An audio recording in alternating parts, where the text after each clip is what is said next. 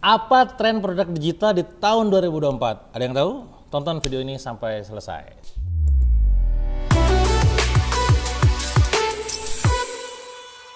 Jadi teman-teman semua, di tahun 2024 banyak banget produk-produk digital yang bertebaran di berbagai macam platform, mulai dari Facebook, di Instagram, di Thread gitu ya, di TikTok, di YouTube, dan masih banyak lagi. Nah, ini kenapa sebenarnya?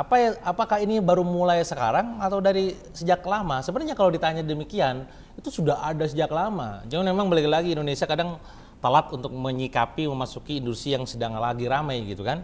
Bagaimana dulu tahun 2014 saya pernah bertemu dengan komunitas digital produk yang ada dari berbagai macam negara. Ketemulah di situ saya sama mereka, saya tanya ke mereka, berapa sih kalian kalau launching itu di luar, berapa dapat berapa gitu kan. Dia sebut angkanya, saya coba buka kalkulator, saya hitung kurs yang itu 13.500 kali, ternyata di angka 8 sampai 10 miliar dalam sepekan. Bisa dibayangkan ya. Mereka ini dijuluki sebagai apa ya? Saya pribadi waktu itu tahun 2014 gitu kan, launching produk maksimal 1,5 M. Ya. Mereka dapat 8 M, yaitu Mastah atau Super Mastah. Ya. Itulah yang terjadi di tahun itu. Tapi sekarang 2024, berarti 10 tahun kemudian. Mulai semua orang mulai aware tentang produk digital. Makin banyak mereka yang pada akhirnya bikin produk berupa template, desain gitu ya, mulai bikin e-book, kelas dan segala macam. Bagaimana overview-nya? Ternyata teman-teman semua, produk digital ini prediksinya gitu ya akan sangat tumbuh, terutama untuk pasar e-learning.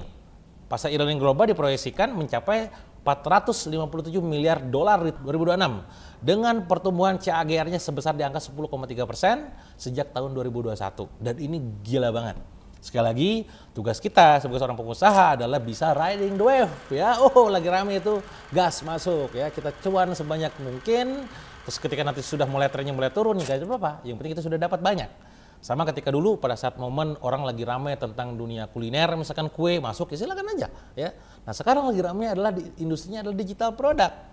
Anda yang sekarang belum kepikiran bikin digital produk, silakan dibikin. Anda pengusaha apa? Kuliner, bikin digital produknya. Cara bikin produk bisnis kuliner dari nol. Misalkan bikin e-course-nya ya. Anda bisa apa? Fashion, hijab, bikin juga e-booknya gitu ya. 30 langkah dalam bangun bisnis fashion, modal minim. Ya, bisa aja. Semua yang Anda miliki saat ini di bisnis Anda, offline-nya, itu bisa digital produknya bisa dibikin. Dengan catatan edukasi berarti kan. Nah, edukasi ini berupa apa? E-book, e-course, e-learning gitu ya, e-course, webinar dan segala macam. Tinggal mau gak maunya aja. Karena saya meyakini betul, hakul yakin Anda mampu melakukannya. Tinggal mau atau tidak, ya. Kang, saya mau Kang. Oke, maunya dalam bentuk apa? Berupa tulisan, berarti e-book, atau berupa video, e-course, ataupun katakanlah webinar, ataupun kelas. Yang mana? Yang penting ada kemauan dulu, ya. Kalau misalkan, iya sih kayaknya bisa, ya udah cobain aja. Dan teman-teman ingat, kalau Anda jualan kuliner, mungkin margin profit Anda adalah 20-25%. Kalau Anda jualan hijab, mungkin di angka 18-25%. Tapi kalau Anda jualan digital produk, berapa NPM Anda? Net profit margin Anda mungkin di angka 70-100%. Tergantung budget iklan yang Anda keluarkan dan OPEX yang Anda keluarkan juga, benar nggak? Gede banget. Jadi kalau Anda bikin kuliner, harus buka berapa cabang dulu tuh bisa ngasilin 1 miliar. Ya. Digital produk mungkin butuh cuman berapa produk dan berapa sales untuk bisa dapetin 1 miliar.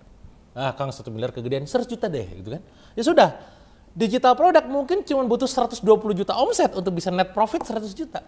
Sementara kalau bikin kuliner butuh mungkin omset 800 sampai 1 miliar untuk dapetin di angka 100 juta misalkan. Bisa dipahami ya? Maka sekali lagi ini potensinya sangat besar. Ini adalah waktu Anda untuk terjun ke dalamnya di industri digital. Teman-teman semua ya, potensi tren yang akan booming ternyata ada beberapa hal teman-teman. Dan ini menjadi sangat potensial. Rasa-rasanya nggak boleh kita lewatkan. Yang pertama apa itu? Micro learning dan bite size content. Apa itu maksudnya? Jadi teman-teman mungkin sadar ya bahwa sekarang itu makin kesini attention span orang itu makin kesini makin pendek. Makanya konten-konten micro learning ataupun pembelajaran itu semakin singkat. Kalau bikin e-course mungkin videonya nggak lebih dari 10 menit atau 15 menit gitu kan. Tapi dibikin banyak gitu kan. Daripada bikin 30 menitan, kesuwen, kelamaan gitu ya. Termasuk juga kenapa akhirnya di IG ada Reels, di TikTok ada video konten TikTok itu sendiri, di YouTube ada short, bener gak? Itu karena orang kebiasaan dengan konten-konten pendek. Bahkan kawan-kawan, kalau boleh saya spill, saya sekarang sudah membuat sebuah platform gitu ya, tentang drama pendek. namanya mini seri. Itu pun sama, berawal dari kecenderungan orang kalau lihat handphone, cerita-cerita pendek tapi berupa drama yang cuman 2-3 menit doang, 1-2 menit doang. Nanti ngebukanya pakai duit gitu kan. Itu juga berawal dari sini. Karena saya melihat tren ini di Cina sudah rame gitu. Nah maka sudah kita siapkan sedari ini di Indonesia. Itu yang nomor satu.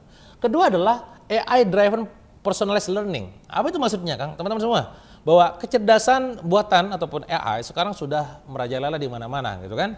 Berbagai macam konten sudah bisa di AI kan ya. Ngomong gini doang bisa ada AI-nya ya. Nulis ebook bisa pakai AI. Ngedit video bisa pakai AI. Ya, saya punya kawan yang dia semua aktivitasnya hampir 80% pakai AI gitu kan. Nih Kang, tahu nggak nih video ini? Ini pakai AI Kang gitu kan. Nih Tang, konten saya ini pakai AI. Gila semua ini. Gimana tim lu? Ya tim gue ya jangan sampai lebih apa ini dari AI-nya.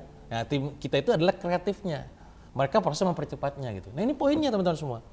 Nah, maka ketika Anda sekarang merasakan bahwa aku mah kayaknya nggak bakat nulis, gunakan AI untuk memproses idenya. Kang, saya nggak kebayang nulisnya ya, idenya dari situ. Nulisnya gimana? Tanya juga, tolong bikinin. Nah, dengan prompt yang benar tentunya ya.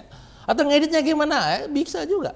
Saya bahkan sekarang sudah disiapkan juga sama tim saya bahwa beberapa video konten saya nanti akan menggunakan AI juga ya. Ini rahasia dapur ya. Pokoknya gimana caranya sekarang melibatkan AI dalam proses pemberian konten ataupun delivery konten. Dan ini bisa sangat powerful untuk Anda nantinya membangun industri digital produk Anda sendiri. Itu nomor 2. Yang ketiga teman-teman adalah niche market dan spesialisasi. Semakin banyak konten kreator yang makin kesini, mereka tuh makin fokus pada niche yang sangat spesifik. Desain-desain yang seperti apa, video-video yang seperti apa gitu kan. Bisnis-bisnis yang seperti apa, copywriting yang macam apa, storytelling, cover selling, soft selling atau gimana. Yang dari sekian sosmed fokus ke IG doang, ada tuh kayak gitu. Jadi silakan Anda coba cari spesifikasinya. Fotografer drone kah? Atau misalkan kata khusus untuk nikahan kah? Atau katakanlah untuk khusus event apakah? Itu silakan dipikirkan. Yang sifatnya tuh luas, zoom out, zoom in lebih detail lagi. Lebih spesifik lagi, lebih niche lagi. Hijabnya biasa, hijab traveling lebih spesifik kan. Traveling untuk apa misalkan. Itu kalau misalkan produk fisik. Produk digital pun sama. Coba lebih niche lagi. Yang seperti apa persisnya yang pengen Anda bikin. Itu yang ketiga. Yang keempat adalah tentang sustainability dan ethical product, gitu ya. Produk digital yang mendukung tujuan keberlanjutan, gitu ya. Bahwa ini akan sangat tumbuh karena sekali lagi ya fasilitasnya, infrastrukturnya sangat mendukung. Contohnya adalah ketika Anda bikin sebuah e-book ataupun kursus yang memang nanti itu adalah tentang ramah lingkungan misalkan. Atau tools produk digital yang membantu bisnis untuk menghilangkan jejak-jejak yang sifatnya itu menjadi kotoran ataupun yang sifatnya itu jadi sampah, gitu kan. Makanya sekali lagi semua serba support buat kita semua. Nah, maka tugas kita adalah bikin sebuah produk yang bisa membantu banyak orang, yang bisa meringankan tugas negara, gitu, meringankan tugas orang-orang sekitar gitu ya dalam melakukan proses pemungutan tadi kayak sampah lah apa segala macam dan sangat mungkin. Nah, coba udah mulai meriset di luar deh. Di Indonesia mungkin Anda pikirnya kayaknya produknya masih itu doang. Coba deh cek di luar. Di luar itu sudah luar biasa banget. Itu adalah tren utama di tahun 2024. Bagaimana sih kita mengikuti tren produk digital ini sendiri teman-teman? Nomor satu teman-teman, perlunya kita melakukan riset yang mendalam tentang customer kita, tentang kompetitor kita, tentang diri kita sendiri. Ya, kenapa kita perlu juga meriset tentang diri kita sendiri? Jangan sampai nantinya kita pada saat ditanya sama customer ataupun sama followers ataupun sama pembeli, kita nggak paham bidang yang kita bikin. Bikin e-book, bikin e-course, nggak paham bidangnya kan AEO nanti ya. Nah, maka yuk riset secara mendalam 3 bagian itu, customer, kompetitor, dan diri sendiri. Yang kedua adalah Anda harus mulai fokus pada teknologi. Mana teknologi yang bisa dipakai untuk memudahkan pekerjaan, termasuk di dalamnya adalah AI yang bisa Anda mainkan. Ya, karena sekali lagi adanya tools itu memperbantukan kita tim dalam melakukan produktivitas yang lebih tinggi. Itu poin nomor 2. Itu Anda perlu adaptasi di dalamnya. Yang ketiga adalah Anda mulai fokus membangun value dan bangun bonding engagement dengan customer Anda. Cara termudah meningkatin omset adalah dengan cara fokus pada customer existing. Atau istilahnya adalah vertical sales. Bukan hanya terus pada customer baru saja.